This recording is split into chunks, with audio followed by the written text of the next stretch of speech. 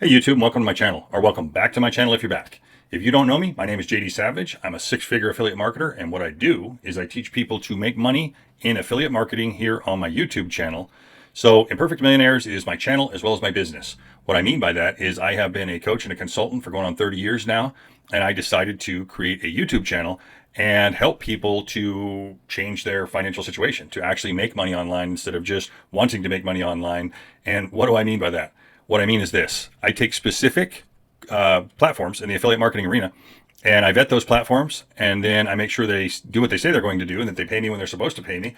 I go create money with those platforms, and then I build a course on those platforms, step by step, what I did to make money. And then I don't sell you that course. I put that course here on YouTube, where you can check it out for free. This is a high ticket course. This is a low ticket course. But what we're here to talk about today is how average people literally can make millions and why they can do it. How come some can do it and how come some can't? So if you like this kind of content, give me a like on this video, subscribe to the channel, and tick the bell icon so that you're notified. If you're interested specifically in affiliate marketing, as I said, this is high ticket, this is low ticket, and I'm actually doing a 180-day challenge right now. You're more than welcome to jump up here to my Facebook group, my private Facebook group, jump on in. What we're doing is we're going over how to create short form content and how to get comfortable on camera, how to get comfortable creating a campaign, all of those things. And yes, that's free. No, it's not an upsell to a boot camp. It's literally free. There's no tricks, no gimmicks. Just come on over. You'll be welcomed into the community. You'll find it's a nice place to be. People are accepting and helpful. And that's what we do. We help each other out. We help each other learn. Okay. So now let's move forward. How is it that average people can literally make millions of dollars, right? I don't know if that's your goal, if that's not your goal. If you want to create 10 grand a month and you're happy with that, that's fine. But what I'm about to lay out for you will help you make a giant shift in your financial situation if you're open to hearing about it, okay? And that's one of my first points, but I will point out where this video is going to be is right here in Wired to Win. This will be number 3 that I've created. These tend to be kind of real quick mindset things. Wired to Win tends to be a little bit heavier concept. That's why I created a different series for it, because for those that are willing to take the time to understand yourself, it's going to help you dramatically alter your life just in general, not to mention obviously your financial status. Okay, so I'm going to go over 5 things today, and it all kind of leads down to this is important, this is important, this is important, this is important, and then at the end I'm going to show you how to tie it all together and put it into practice, because some of the things I'm going to present you're going to be like, yeah, I've heard that, yeah, I've heard that, yeah, I've heard that. Okay, so why aren't you doing it then, right? If you've heard it and you believe it and you know wealthy people do it, then if you're not doing it, that's probably got a lot to do with why you're watching this video and perhaps why you don't have the financial standing that you would like to have, okay? And if you do, great. Maybe this is just a refresher, or maybe you don't need to watch it at all. But if you're interested in accumulating wealth and you really want to have the ability to live the life you want to have, not just a life that you feel like you settle for, this is going to show you exactly how to do that. And I'm not joking even 1%. This is by far probably the most valuable video I've ever made. I've hesitated a little bit because people tend to like just hard hitting quick things right on YouTube. This definitely is for those that are dead serious and you want to understand. So if I were you and you're serious, I would grab a pen and a paper, or a pencil and a paper, and take some notes, okay? Because I'm going to give you some basic assignments to work on that will help you move in a direction of having that life that you'd like to have. All right. So number 1 is I've worked with a lot of people in my lifetime, and all 5 of these things I'm about to lay out for you are things that people who didn't come from a silver spoon lifestyle, right? They weren't born into wealth, and they created wealth for themselves without fail and without exaggeration. They all understood all 5 of these things, of these principles, right? To more or less of a degree. They applied some more than others, but they understood them all. And the last one is extremely important. So hang out. Okay, so number 1, 80-20 rule. You've probably heard of that, right? That just means that 80% of what people do in a business doesn't generate capital necessarily. It's necessary to do most of it, not all of it, but it's necessary to do. But 20% of the activity actually generates the majority of the income that flows into a business, right? Online, offline, doesn't matter. 80-20 is the math, right? It always works out that way. So here's what I noticed about the 80-20 rule.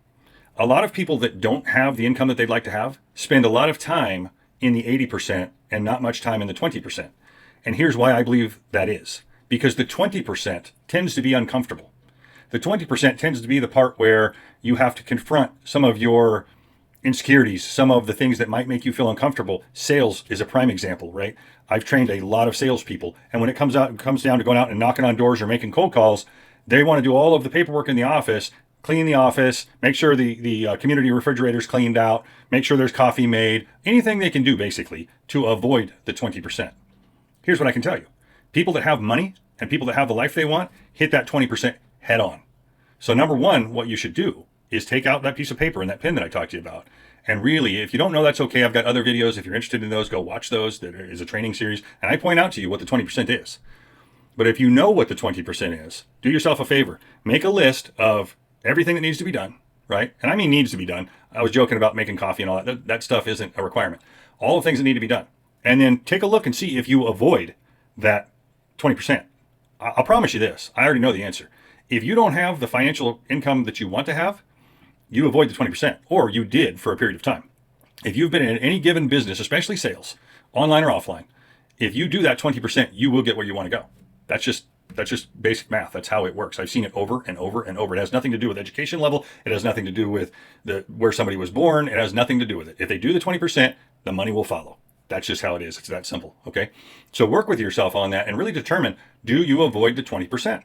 Right? Like in this situation here, where I show people affiliate marketing, making videos, producing content, getting content out on social media platform, finding new topics to talk about. Those are all 20%, right? And guess what? People avoid them like the plague. They want to send emails. They want to do other things. They want to work with cold markets. They don't want to go directly to the source and get in front of people. All right. So I'm going to try to keep this video as short as I can. I got a lot to cover, so bear with me.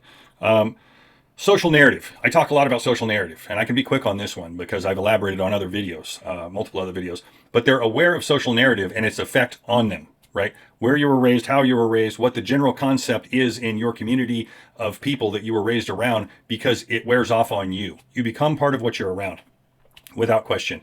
So people who have what they want are aware of social narrative and how it affects them. And then they start becoming aware, more and more aware of that, and they start making changes, right? Which leads me into my next one. Perception. They're open to ideas, right? Meaning they identify what their social narrative is. They identify the thoughts and the habits and the things that they've accumulated from their upbringing and their environment, and they start determining which ones are liabilities to them.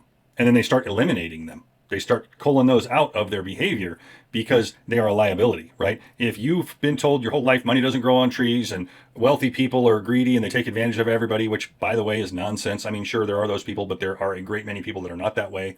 As a matter of fact, the way I see it, and this is just my opinion, that wealthy people feel it's their responsibility to make an abundance so that they can share, right? I've been over this with a lot of people, and my view on it is really simple.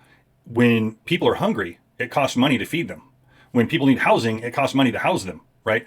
Good intentions don't house people. Good intentions don't feed people. And I know that may sound aggressive, but it's accurate. In the world we live in, it costs money to feed and house people. You want to help people? If that's your target, if that's your goal, go make a lot of money. And you can help as many people as you want, right? With, well, I guess, depending upon how much money you have.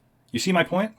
So they're open to ideas. They're open to the idea to challenge themselves, because we all have these beliefs ingrained in us that were handed to us from my mom, dad, grandma, grandpa, teachers, just authority figures, generally speaking, right? They gave us these concepts and we're like, okay, well, we're a kid. We didn't know any better. That's true. Is it still true? You have to be willing to challenge that, okay?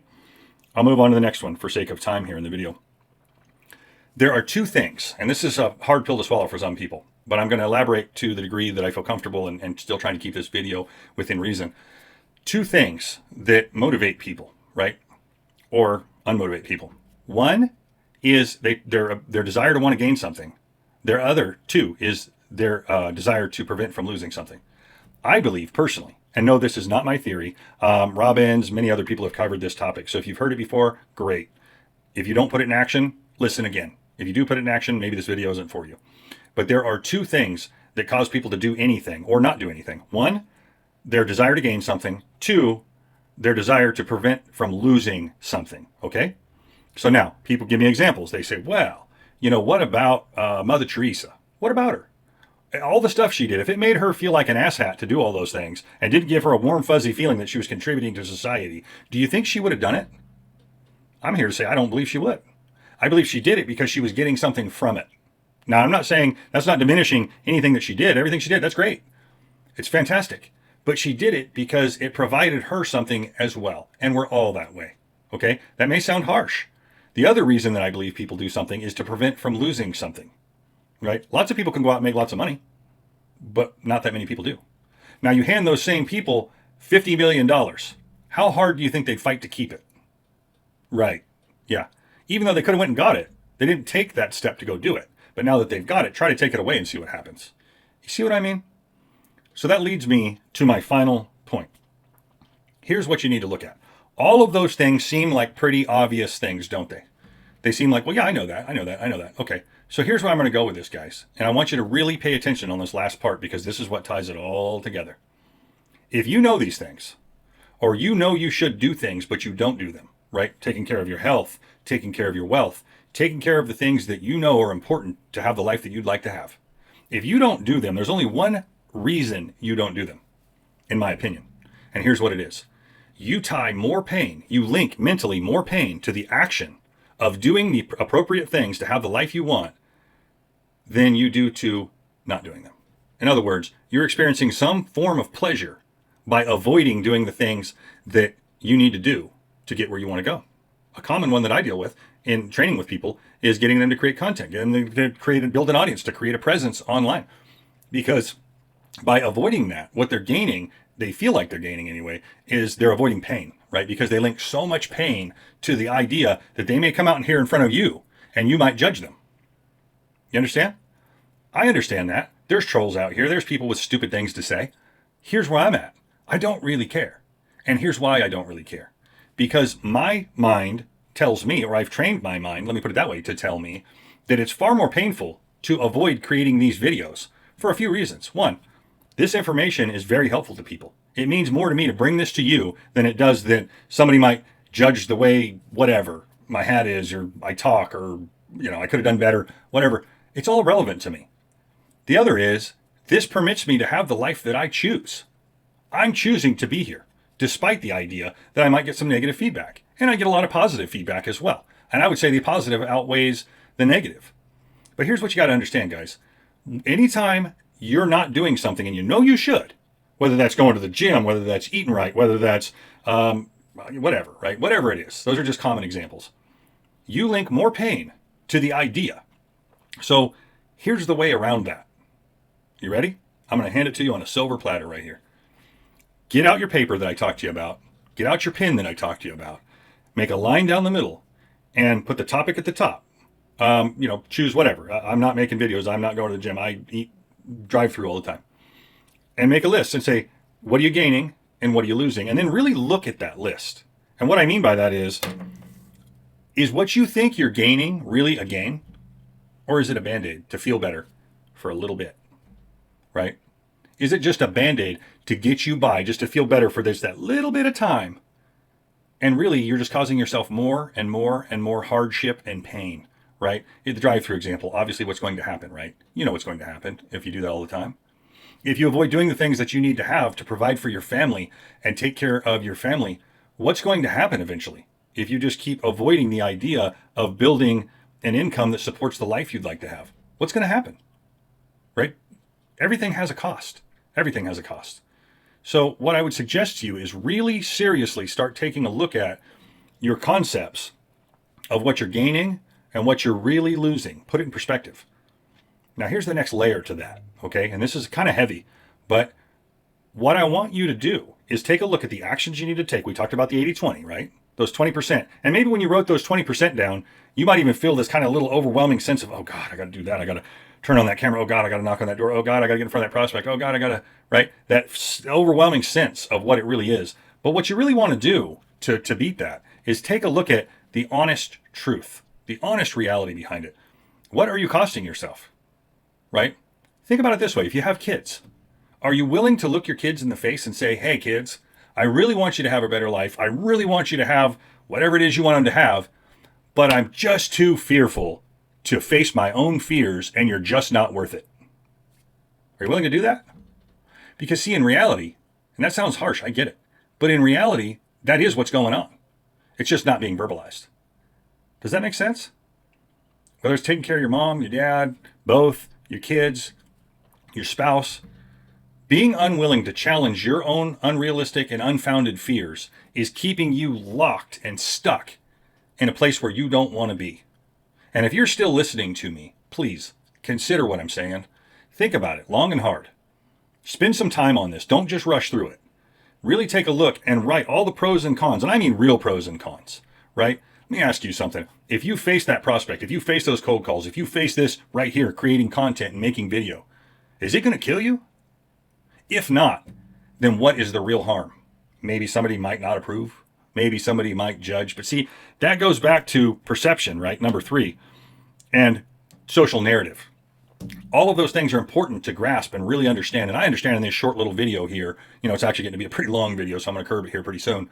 But I wanted to present these concepts to you and just really have you chew on them. And if you guys want to know more, let me know. I can expand on these topics.